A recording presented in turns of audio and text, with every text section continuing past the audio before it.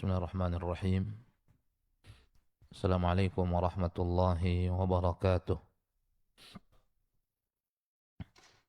Alhamdulillahi rabbil alamin. Wa ashhadu an la ilaha illallah wahdahu la syarika lah. Wa ashhadu anna Muhammadan abduhu wa rasuluh. Sallallahu alaihi wa ala alihi wa ashabihi. Wa man sara ala nahjihi wa tamassaka bisunnatihi واقتفى أثره إلى يوم الدين وسلم تسليما كثيرا أما بعد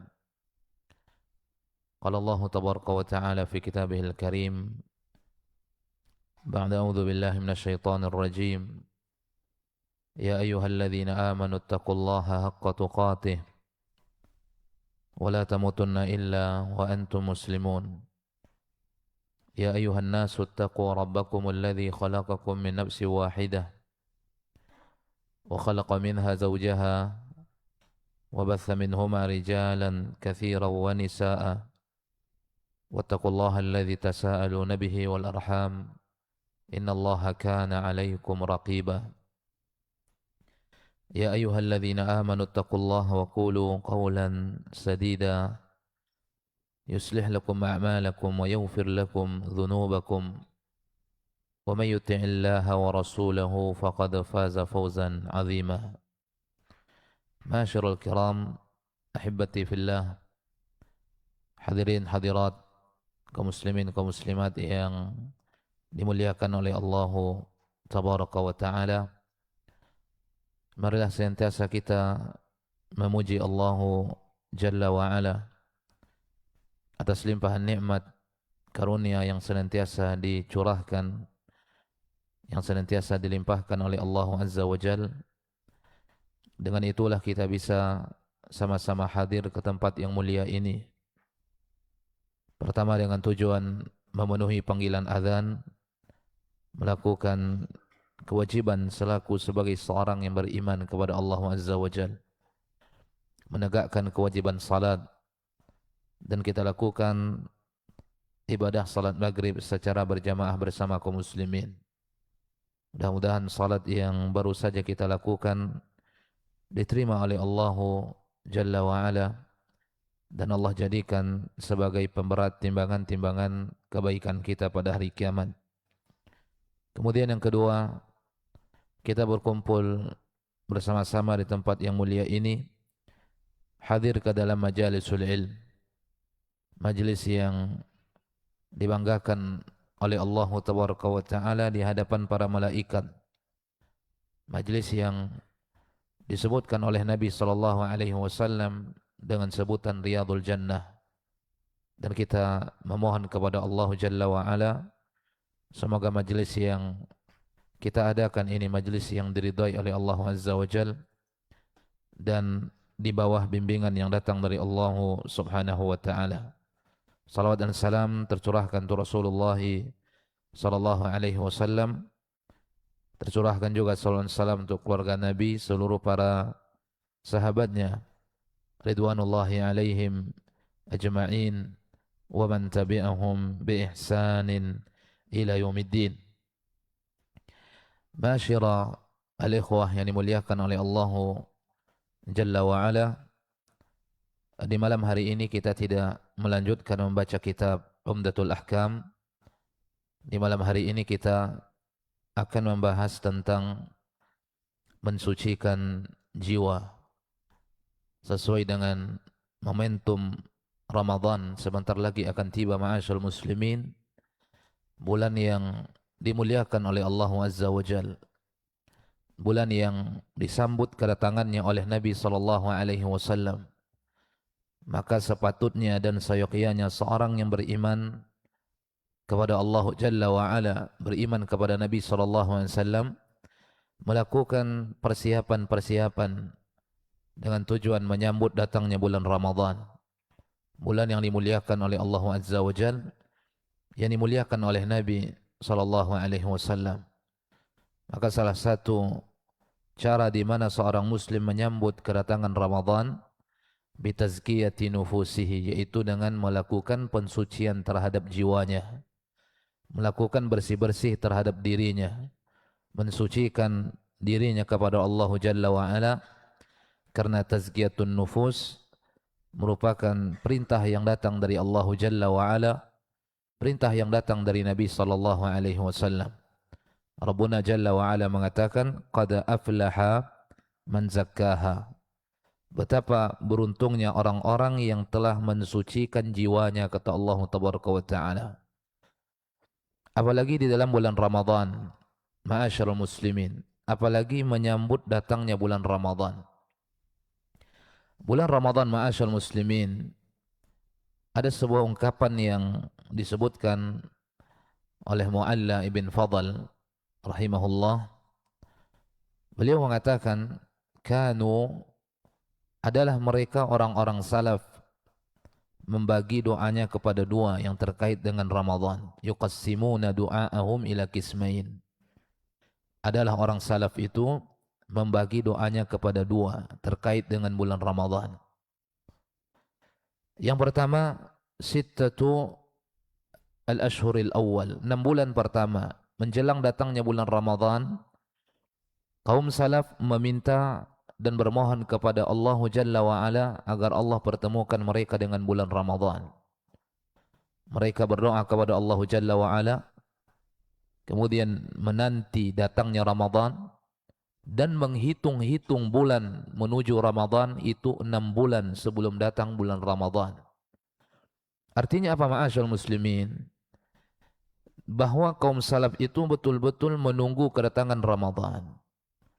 Bahwa kaum salaf itu betul-betul mendambakan datangnya Ramadan, sehingga mereka memanjatkan doa mereka kepada Rabbuna Jalla wa Ala, meminta kepada Allah Subhanahu wa Ta'ala agar Allah pertemukan mereka dengan bulan Ramadan.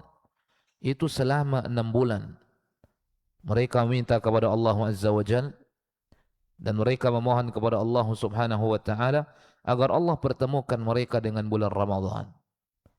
Dan ini tidaklah mereka lakukan kecuali mereka mengerti bagaimana tingginya kedudukan Ramadan dan bagaimana agungnya kedudukan Ramadan dan bagaimana tingginya kedudukan Ramadan di sisi Rabbuna Jalla wa Ala.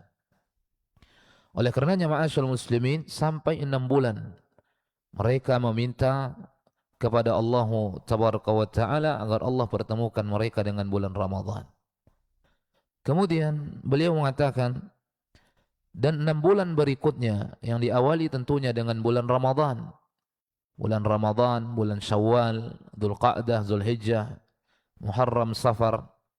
6 bulan mereka meminta pengkabulan kepada Allah Azza wa Jalla, agar Allah Jalla wa Ala menerima penghambaan mereka di dalam bulan Ramadan. Menerima puasanya, menerima sedekahnya, menerima tilawahnya, menerima qiyamnya, menerima zikirnya, menerima i'tikafnya, seluruh benih-benih yang mereka lakukan di dalam bulan Ramadan. Maka mereka berdoa kepada Allah Azza wa Jalla agar Allah Tabaraka wa Ta'ala menerima penghambaan mereka di dalam bulan Ramadan. Ya Allah, terimalah puasa kami. Ya Allah, terimalah tilawah kami. Ya Allah, terimalah sedekah kami. Ya Allah, terimalah qiyam kami. Itu 6 bulan lamanya di dalam bulan Ramadan, dan 5 bulan setelahnya mereka meminta pengkabulan kepada Allah Tabaraka wa Ta'ala. Tidaklah kaum salaf melakukan perbuatan ini kecuali mereka mengetahui bagaimana tingginya kedudukan bulan Ramadan, bagaimana mulianya kedudukan bulan Ramadan, bagaimana agungnya kedudukan bulan Ramadan, sampai 6 bulan meminta pengkabulan kepada Allah Azza wa Jalla. Mereka tidak hanya meminta pengkabulan di dalam bulan Ramadan, mereka tidak hanya meminta pengkabulan di 1 Syawal, hanya mengucapkan taqabbalallahu minna wa minkum salihal a'mal. Mereka tidak hanya mengucapkan itu di 1 Syawal, tapi 6 bulan mereka meminta pengkabulan kepada Rabbuna Jalla wa Ala, menunjukkan bagaimana tingginya kedudukan bulan Ramadan. Tapi sesuatu yang mesti kita ketahui, ma'asyira al-ikhwah, di samping kita mesti mengetahui bagaimana tingginya kedudukan Ramadan, kita mesti tahu tidak mungkin seorang muslim, tidak mungkin seorang muslimah merasakan ketentraman di dalam beribadah di dalam bulan Ramadan, merasakan kenyamanan, kenikmatan beribadah di dalam bulan Ramadan, dan merasakan bagaimana manisnya iman, dan merasakan bagaimana manisnya ibadah, kalau sebelum datang bulan Ramadan dia belum mensucikan jiwanya.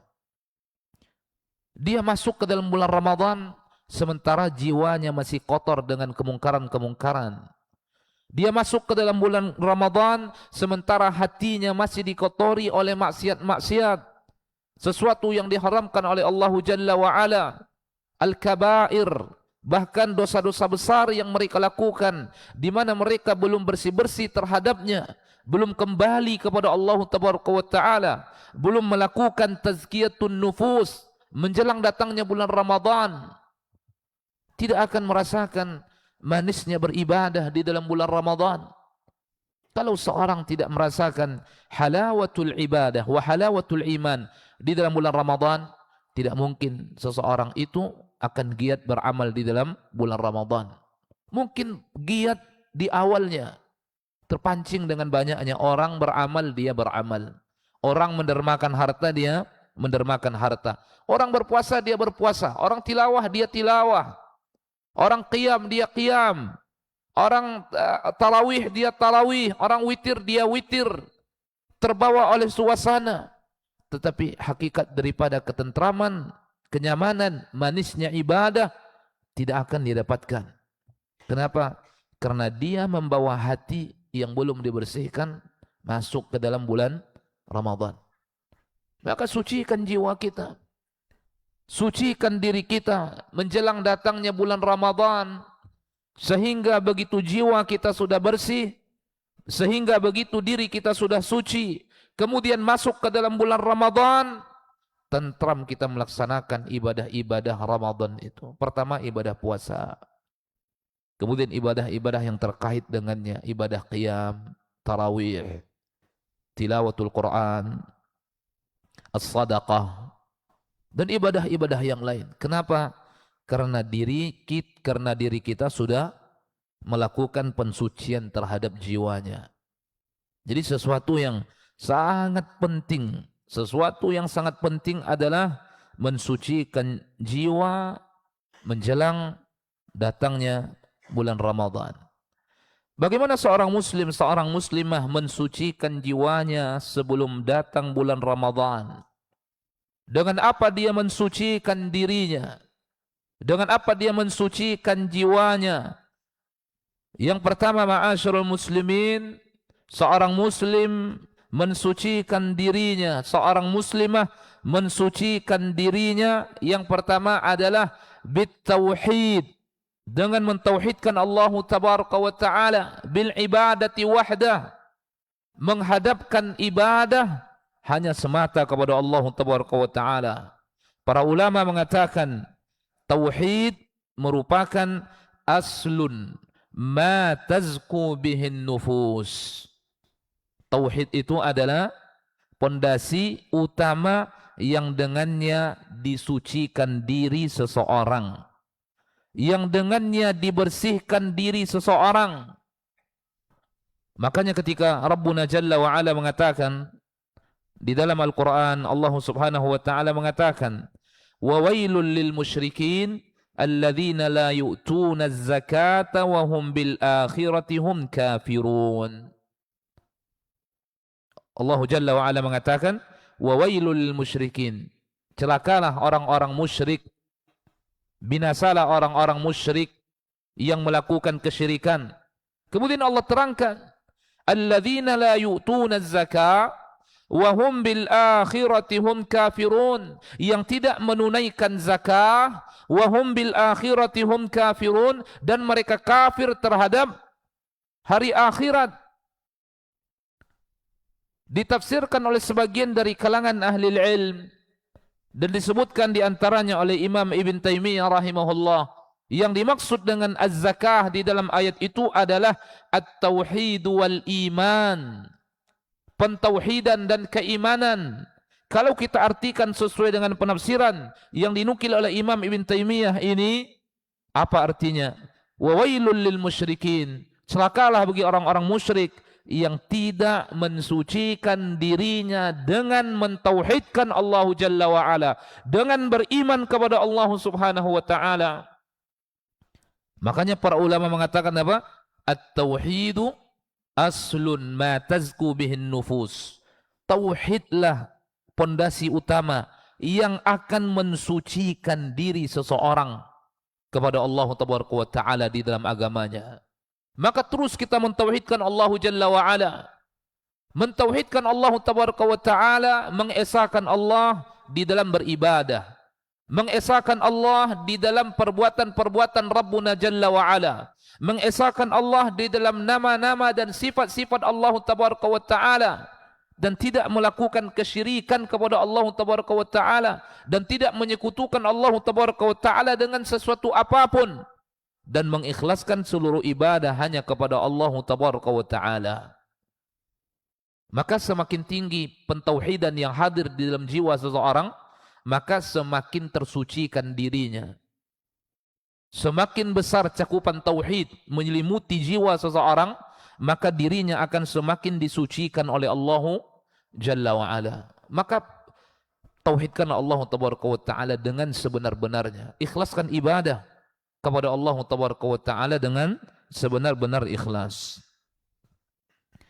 Kemudian disebutkan juga oleh Imam Ibn Qayyim, dia mengatakan di dalam kitabnya Ighathatul Lahafan, beliau mengatakan, "Aktsarul mufassirin minas salafi wa man ba'dahum hiyat tauhidu." Penafsiran yang disebutkan oleh kaum salaf yang dimaksud dengan az-zakah di dalam ayat itu, "Wailul lil musyrikin alladzina la yu'tuna az-zakah." Celaka orang-orang musyrik yang tidak menunaikan zakah. Apa kata Imam Ibn Qayyim? Kebanyakan kaum salaf menafsirkan arti daripada zakah di dalam ayat itu adalah at-tauhidu, syahadatu an la ilaha illallah, wal imanu alladhi bihi yazqul qalbu. Yang dimaksud dengan az-zakah di dalam ayat itu adalah tauhid, bersyahadat kepada Allah Jalla wa Ala, wal iman, dan beriman, dan di mana keimanan itu, itulah yang akan bisa mensucikan hati seseorang. Maka yang pertama, mentauhidkan Allah dengan benar. Mentauhidkan Allah dengan benar, dengan tulus. Banyak pun ibadah, tapi di satu sisi dia menyekutukan Allah Jalla wa Ala, tidak akan tersucikan dirinya dengan banyak ibadah itu. Bagaimana bisa dia mensucikan dirinya?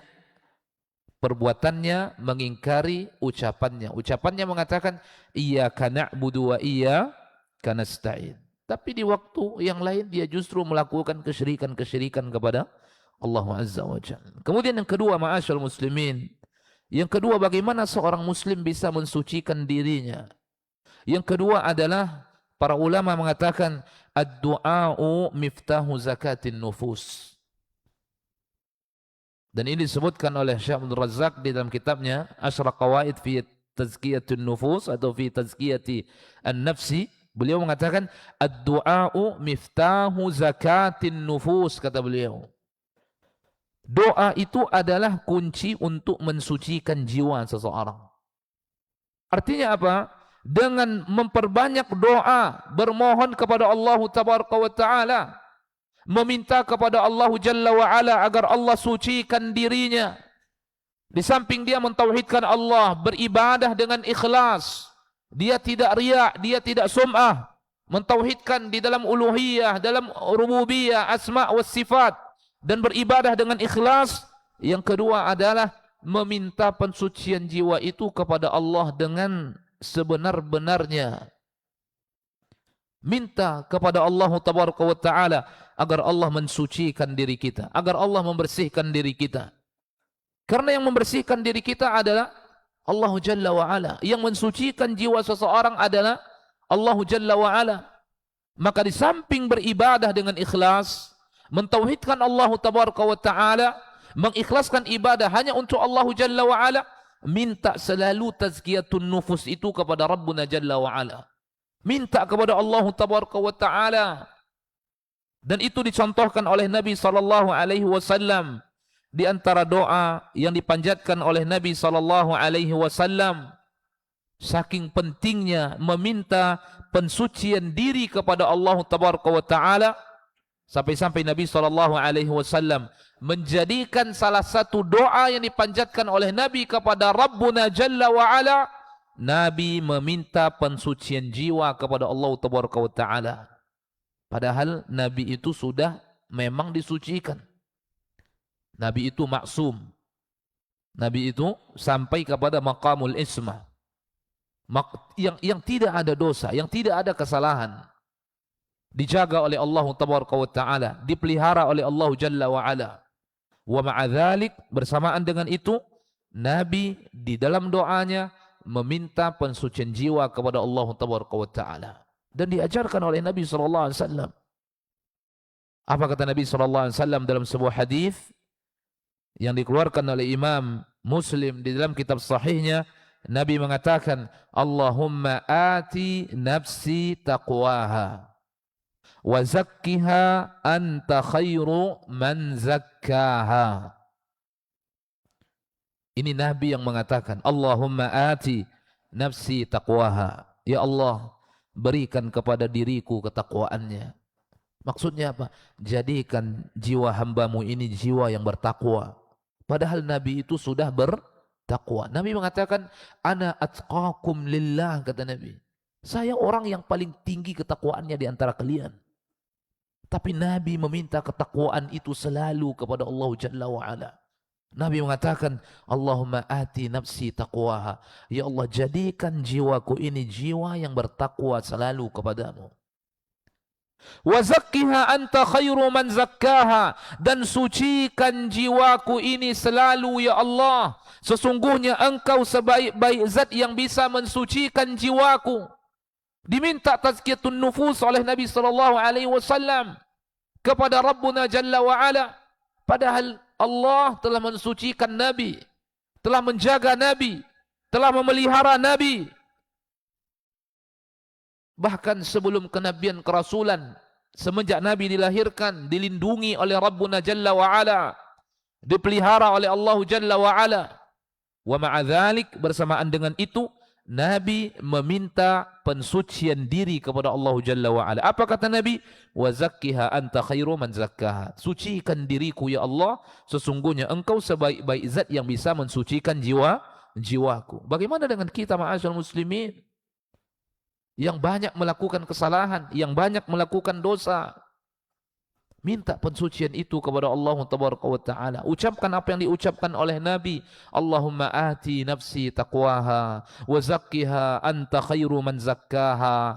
Ucapkan dan sering mengucapkan, terutama di waktu-waktu yang mustajab, di waktu-waktu yang dijamin pengkabulan doa oleh Rabbuna Jalla wa Ala, antara azan dan iqamah, di penghujung salat kita, di sore hari Jumat ba'dal asar ila qubail al-maghrib, ketika kita bangun sepertiga malam terakhir, ketika kita sujud bermunajat kepada Rabbuna Jalla wa Ala, ucapkan Allahumma ati nafsi taqwaha wa zakkiha anta khairu man zakkaha. Ya Allah, berikan kepada jiwaku ketakwaannya. Jadikan jiwaku ini jiwa yang bertakwa, yang takut selalu kepadamu, sehingga melaksanakan perintahmu dan meninggalkan laranganmu. Wa zakkiha anta khairu man zakkaha. Dan sucikan jiwaku selalu karena engkau sebaik-baik zat yang bisa mensucikan jiwaku. Doa yang ma'thur yang diucapkan oleh Nabi sallallahu alaihi wasallam. Mentauhidkan Allah Jalla wa Ala, beriman kepada Allah dengan sebenar-benar iman. Kemudian yang kedua apa? Memanjatkan doa agar Allah mensucikan diri kita, agar Allah mensucikan jiwa kita. Minta kepada Rabbuna Jalla wa Ala. Bermunajat, berdoa kepada Allah tabaraka wa taala. Allah menyebutkan ma'asyarul muslimin bahwa dirinya lah yang mensucikan para hambanya. Apa kata Allah Jalla wa Ala dalam Al-Quran? Walaula fadlullahi alaikum wa rahmatuhu ma zaka minkum min ahadin abada walakin Allah yuzaki man yasha. Allah tegaskan di dalam ayat ini bahwa Allah lah yang mensucikan jiwa-jiwa manusia itu, yang menjauhkan mereka dari kemungkaran-kemungkaran dan dari maksiat-maksiat, yang membersihkan hatinya yang sudah dikotori dengan maksiat-maksiat, kemungkaran-kemungkaran. Apa kata Rabbuna Jalla wa Ala? Walaula fadlullahi alaikum. Kalaulah bukan karena karunia yang datang dari Allahu kepada kalian, ma zaka minkum min ahadin abada. Tak satu pun di antara kalian yang disucikan jiwanya. Walakin Allah yuzakki man yasha'. Tetapi Allah mensucikan jiwa orang-orang yang dikehendaki oleh Rabbuna Jalla wa'ala. Minta kepada Allah Azza wa Jalla, terutama di waktu-waktu yang mustajab, yang kita sebutkan tadi, antara adzan dan iqamat, doa la yurad kata Nabi. Da'wah bainal adzani wal iqamah, da'wah la turad kata Nabi. Doa yang dipanjatkan antara adzan dan iqamat, doa yang tidak ditolak oleh Allah Azza wa Jalla. Kemudian ketika tinggal sepertiga malam terakhir, Rabbuna Jalla wa Ala yanzilu ila sama'id dunya. Allah turun ke langit bumi ketika tinggal sepertiga malam terakhir. Allah mengatakan, hambaku yang meminta kepadaku, aku akan kabulkan permintaannya. Minta kepada Allah Azza wa Jalla. Ucapkan ini doa yang ucapkan oleh Nabi. Allahumma ati nafsi taqwaha wa zakkiha anta khairu man zakkaha anta waliyuha wa maulaha. Kemudian ma'asyara al-ikhwah yang dimuliakan oleh Allah Jalla wa Ala, sekedar mengingatkan, jadilah seorang muslim yang memang cinta berdoa selalu kepada Rabbuna Jalla wa Ala. Allah itu sangat mencintai orang-orang yang selalu meminta dan berharap kepadanya. Karena Allah itu maha kaya. Allah itu maha ghani.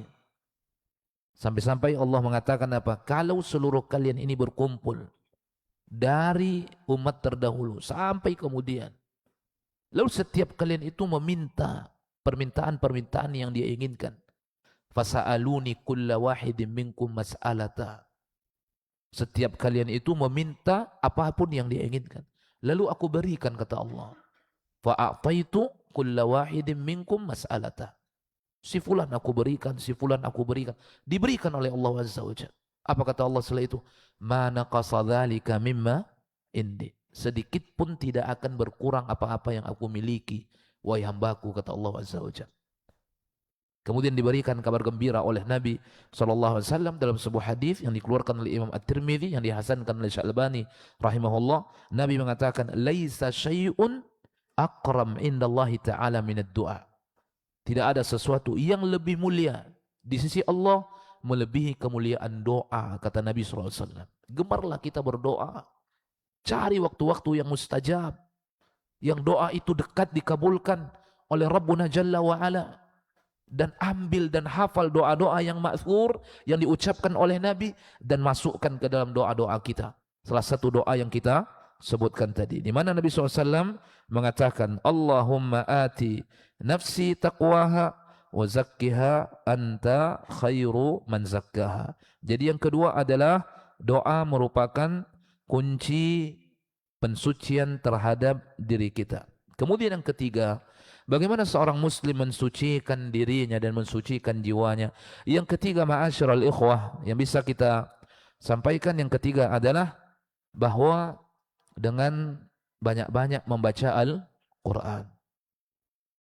Apa kata Syekh Abdul Razak hafizahullah? Beliau mengatakan, Al-Quranul Karim manba'ut tazkiyati wa ma'inuha. Beliau mengatakan Al-Quranul Karim, kata beliau, Al-Quranul Karim sumber mata air pensucian diri seseorang. Al-Quranul Karim manba'ut tazkiyah wa ma'inuha.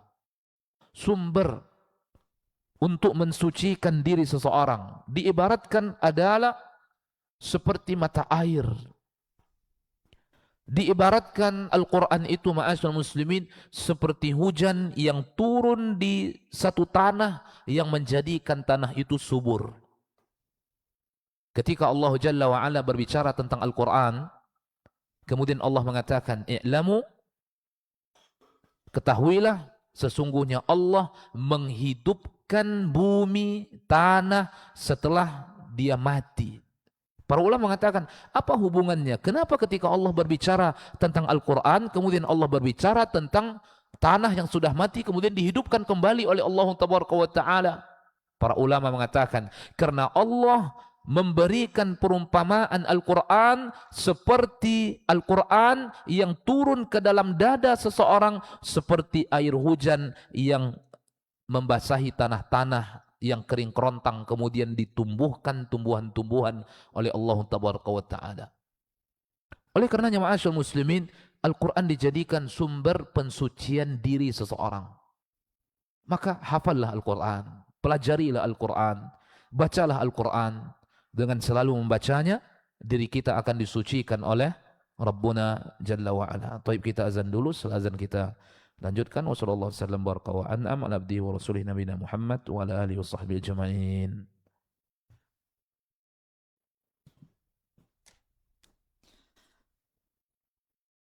Allahu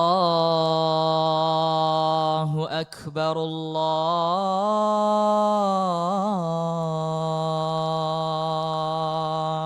Akbar.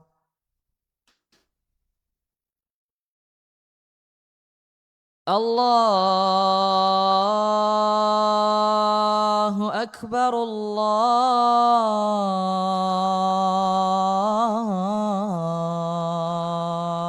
Akbar.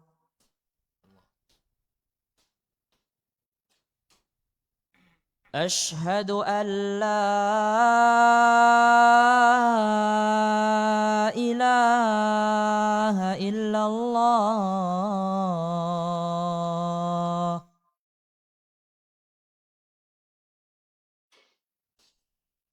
Ashhadu an la ilaha illallah.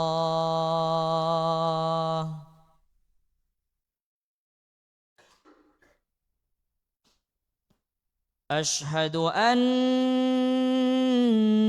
Muhammadar Rasulullah.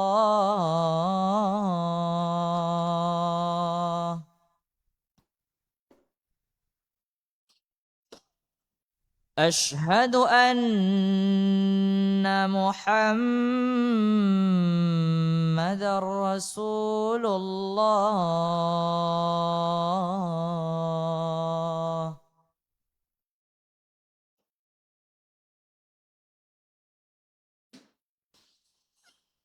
حي على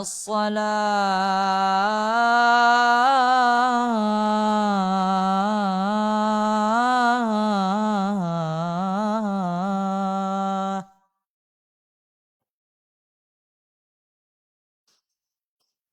حي على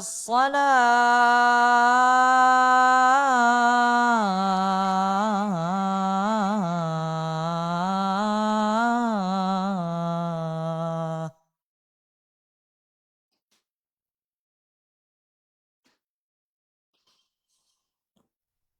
حي على الفلاح.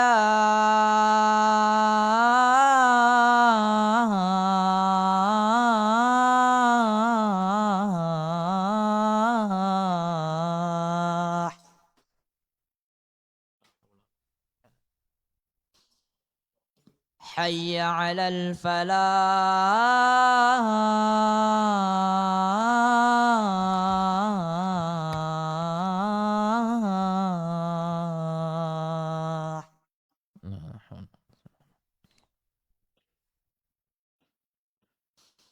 الله أكبر،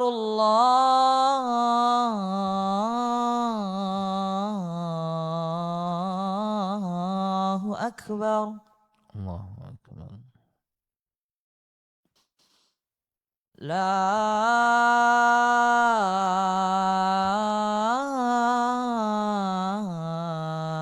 إله إلا الله. اللهم رب هذه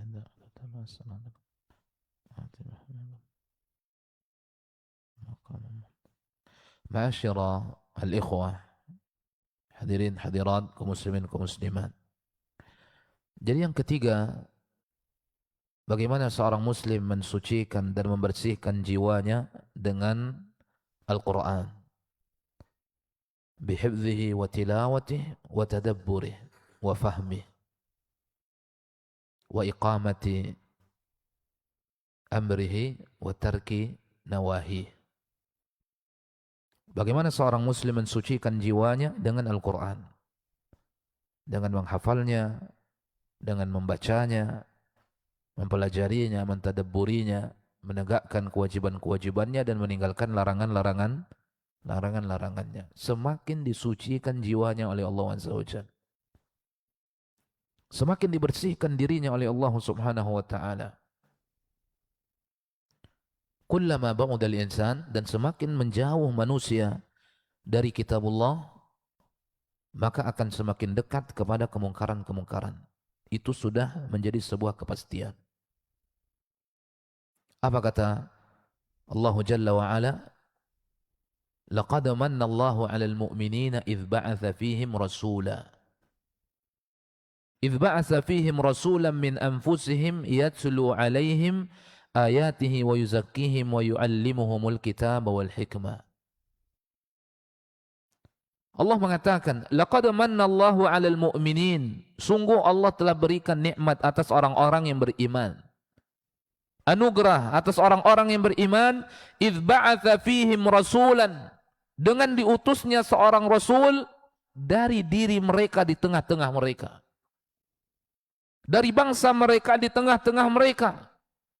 Kemudian Allah menyebutkan tugas seorang rasul yang diutus oleh Allah Jalla wa Ala. Kemudian Allah menyebutkan apa yang dilakukan oleh utusan Allah itu kepada umat-umatnya yang Allah utus ke tengah-tengah mereka. Allah mengatakan, yatslu alaihim ayatih. Kemudian seorang utusan tadi membacakan kepada umatnya ayat-ayat Allah Jalla wa Ala, Al-Quran. Kemudian Allah sebutkan fungsinya, wa yuzakkihim, dan mensucikan mereka, wa yu'allimuhumul kitab wal hikmah. Menunjukkan ma'asyiral ikhwah bahwa salah satu yang dengannya tersucikan jiwa kita, yang dengannya tersucikan diri kita dengan Al-Quran. Semakin jauh seorang muslim dari Al-Quran, semakin jauh dirinya dari pensucian jiwa. Semakin jauh dirinya dari pensucian diri itu sendiri. Semakin dekat dengan Al-Quran, dia menghafalnya sesuai dengan kesanggupannya, dia mentadabburinya, dia mempelajarinya, dia memahaminya, menegakkan kewajibannya, meninggalkan larangan-larangannya, maka semakin dibersihkan dirinya oleh Allah Azza wa Jalla, semakin disucikan dirinya oleh Allah Subhanahu wa taala. Karena itulah fungsi Al-Quran diturunkan oleh Allah Azza wa Jalla, yang dengannya disucikan orang-orang yang selalu membersamai Al-Quran itu. Yatslu alaihim ayatih wa yuzakkihim wa yu'allimuhumul kitab wal hikmah. Kata Rabbuna Jalla wa Ala. Dan Allah mengatakan di dalam Al-Quran, fa imma ya'tiyannakum minni huda faman ittaba'a hudaya fala yadhillu wa la yashqa. Apabila datang petunjuk dariku kepada kalian wahai manusia, yaitu maksudnya Al-Quran, faman ittaba'a hudaya, dan barang siapa yang mengikuti petunjukku itu, barang siapa yang mengikuti Al-Quran, la yadhillu wa la yashqa, dia tidak akan sesat dan dia tidak akan sengsara. Karena disucikan dirinya, dibersihkan dirinya, dibimbing dan dituntun oleh Rabbuna Jalla wa Ala. Lalu Allah mengatakan, wa man a'rada an dzikri, namun barang siapa yang berpaling dari mengingatku, meninggalkan Al-Quran, dia tidak berusaha menghafalnya, terutama ayat-ayat yang bisa dia baca di dalam salat, ayat-ayat yang menjadi kebutuhan di dalam salatnya, kemudian dia tidak membacanya, kemudian dia tidak mentadabburinya, dan dia tidak memahaminya, dia tidak mempelajarinya, tidak menegakkan kewajibannya, dan tidak meninggalkan larangannya. Wa man a'rada an dzikri, itu semua bagian daripada i'rad, berpaling dari mengingat Allah tabaraka wa taala. Wa man a'rada an dzikri, barang siapa yang berpaling dari mengingatku, meninggalkan Al-Qur'an, fa inna lahu ma'isyatan dhanka, baginya kehidupan yang sempit karena dirinya tidak disucikan oleh Rabbuna Jalla wa Ala. Dirinya tidak disucikan oleh Allah Subhanahu wa taala. Maka jadikan Al-Quran sebagai sahabat dalam kehidupan kita.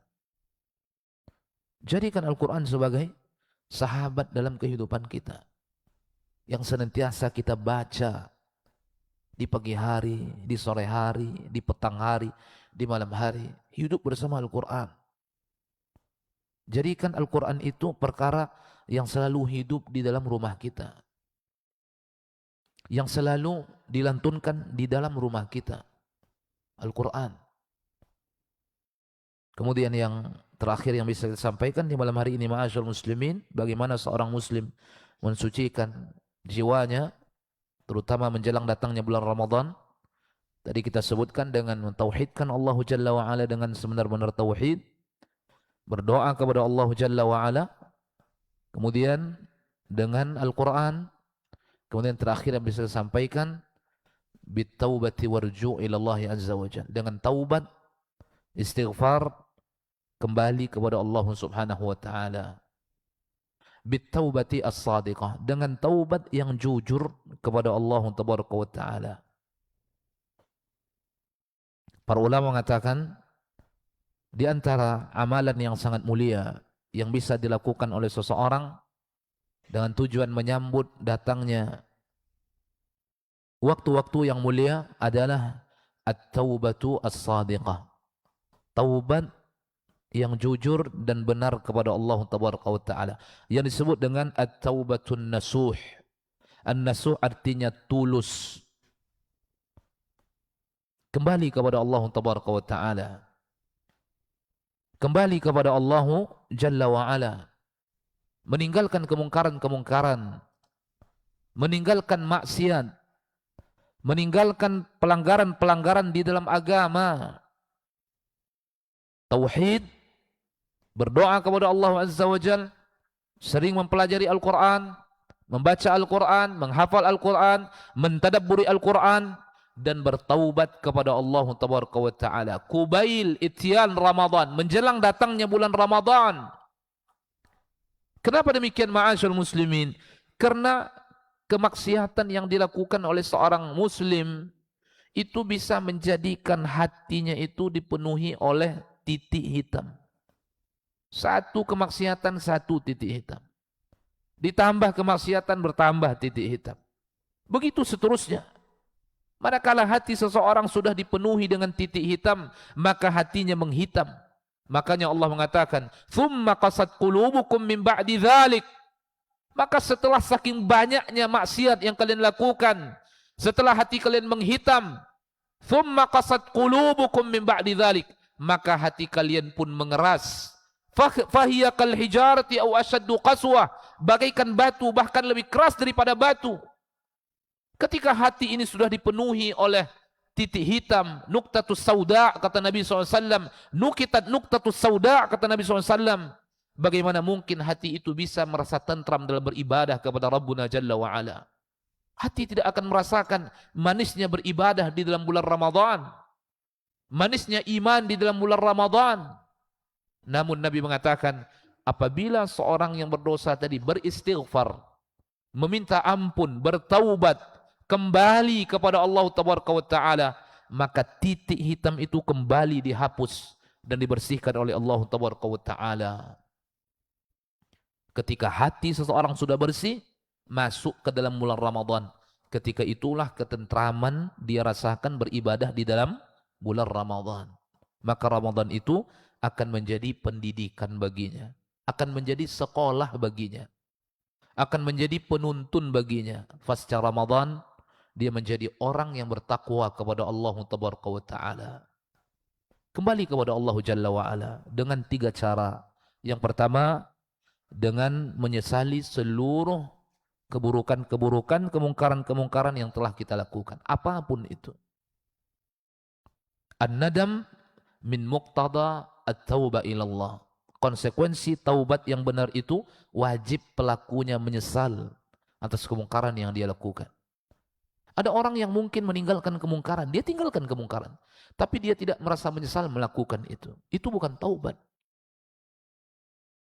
Ada orang tidak mau melakukan perbuatan yang dimurka oleh Allah Azza wa Jalla bukan karena menyesal, tapi mungkin dia meninggalkan itu karena dia tidak mampu lagi melakukannya. Dia meninggalkan itu karena tidak ada peluang untuk melakukannya. Dia tidak terhitung orang yang kembali kepada Allah Azza wa Jalla, walaupun dia tidak melakukan maksiat itu. Maka wajib taubat itu apa? Disertai dengan penyesalan. Menyesal, an-nadam. Kemudian yang kedua, para ulama mengatakan al-iqla'. Dia meninggalkan maksiat itu. Dia tidak hanya sekedar menyesal terhadap maksiat yang telah dia lakukan, tapi dia tinggalkan maksiat itu. Dia tinggalkan maksiat itu.